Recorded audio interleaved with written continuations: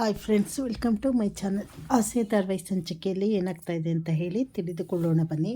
ಈ ಕಡೆ ಸೂರ್ಯ ಕೋಪ ಮಾಡಿಕೊಂಡು ಮಂಟಪದಿಂದ ಹೊರಗಡೆ ಬಂದುಬಿಡ್ತಾನೆ. ಆದರೆ ಕನಕ ಮಾತ್ರ ನಾನು ತಾಳಿ ಕಟ್ಟಿಸ್ಕೊಳ್ಳಲ್ಲ, ಯಾವುದೇ ಕಾರಣಕ್ಕೂ ಭಾವ ಬದಲೇಬೇಕು ಅಂತ ಹೇಳಿದಾಗ ಈ ಕಡೆ ಮೀನಾ ಇಲ್ಲ ಹೇಗಾದರೂ ಮಾಡಿ ಮದುವೆ ನಡೀಲೇಬೇಕು ಅಂತ ಹೇಳಿ ಅವನನ್ನು ಉಟ್ಕೊಂಬಂದರೆ ಅವನೊಂದು ಕಡೆ ನಿಂತಿರ್ತಾನೆ.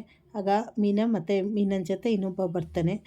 ಆಗ ಮೀನಾ ಕೇಳ್ತಾಳೆ, ಬನ್ನಿ ಹೋಗೋಣ ಅಂತ ಹೇಳಿ. ಈ ಕಡೆ ಕನಕನೂ ರಿಕ್ವೆಸ್ಟ್ ಮಾಡ್ತಾ ಇರ್ತಾಳೆ ಅವ್ರ ಭಾವನ ಹತ್ರ, ಭಾವ ನೀವು ಬನ್ನಿ, ಯಾಕೆ ಈ ರೀತಿ ಮಾಡ್ತೀರಾ, ನಾನು ಮುಚ್ಚಿಟ್ಟಿದ್ದೆ ತಪ್ಪು, ಆದರೆ ಏನು ಮಾಡೋದು, ಪರಿಸ್ಥಿತಿ ಆ ರೀತಿ ಇತ್ತು ಅಂತ ಹೇಳಿ ಹೇಳ್ತಾ ಇರ್ತಾಳೆ.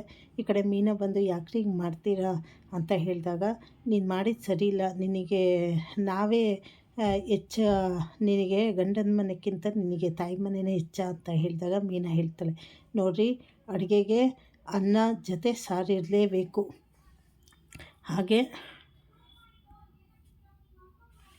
ಅಡುಗೆಗೆ ಉಪ್ಪು ಬೇಕು, ಖಾರನೂ ಬೇಕು, ತಟ್ಟೆಗೆ ಅನ್ನನೂ ಬೇಕು, ಸಾಂಬಾರು ಬೇಕು, ಒಂದು ಹೆಣ್ಣಿಗೆ ಗಂಡನ ಮನೆಯೂ ಬೇಕು, ತವ್ರ ಮನೆಯೂ ಬೇಕು.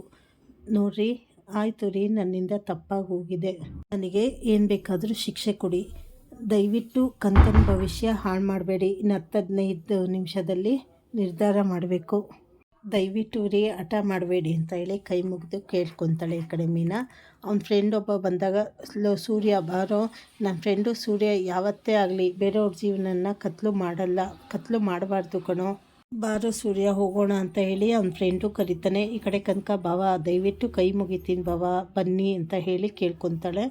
ದಯವಿಟ್ಟು ಬನ್ನಿರಿ ಅಂತ ಹೇಳಿ ಈ ಕಡೆ ಮೀನನ್ನು ಕೇಳ್ಕೊತಾ ಇರ್ತಾಳೆ, ಹಾಗೆ ಕನಕನೂ ಕೇಳ್ಕೊತಾ ಇರ್ತಾಳೆ. ಆಗ ಸೂರ್ಯ ಕೇಳ್ತಾನೆ, ನಾನು ಬಂದರೆ ಅವ್ನು ನಿಂಗೆ ತಾಳಿ ಕಟ್ತಾನಲ್ವಾ ಅಂತ ಹೇಳಿದಾಗ, ಹೌದು ಭಾವ ಅಂತ ಹೇಳಿದ ತಕ್ಷಣ, ಹಾಗಾದರೆ ನಾನು ಬರೋಲ್ಲ ಅಂತ ಹೇಳಿ ಹೇಳ್ತಾನೆ. ಇದು ನೀವು ಸಂಚಿಕೆಯಲ್ಲಿ ನೋಡ್ಬೋದು.